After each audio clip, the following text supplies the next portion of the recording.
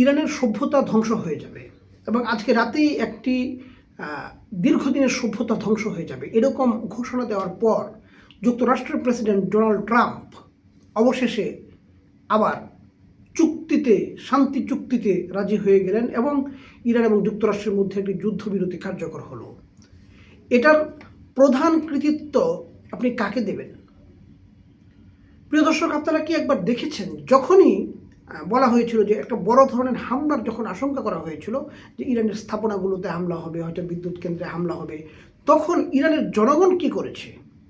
ইরানের জনগণ তখন রাস্তায় নেমে এসেছে যে তুমি যদি হামলা করতে হয় তাহলে ঠিক আছে, হামলা করো, আমরা প্রস্তুত, আমরা তো ঘরে বসে, আমরা সবাই ঢুকে ঘরে বসে থাকবো অথবা ইরান ছেড়ে চলে যাব, তুমি ফাঁকা জায়গায় তুমি হামলা করবা, সেটা আমরা হতে দেব না, আমরা দেশের জন্য মরতে রাজি, আমরা এই যে রাস্তায় এসে দাঁড়ালাম, এবার তুমি পারলে আমাদেরকে ধ্বংস করো।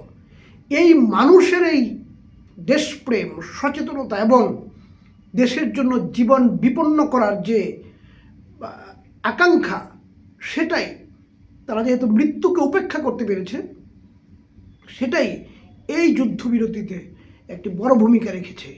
তখন মানুষকে রাস্তায় রেখে কোনো শক্তির আর সাহস হয়নি যে ইরানের উপর তারা আক্রমণ করবে। আর এই কারণেই এই যুদ্ধবিরতি হয়েছে এবং এটার জন্য সকল ধরনের কৃতিত্ব এবং ধন্যবাদ পাবে ইরানের সেই সাহসী মানুষগুলো, যাদের সংখ্যা 1,90,00,000।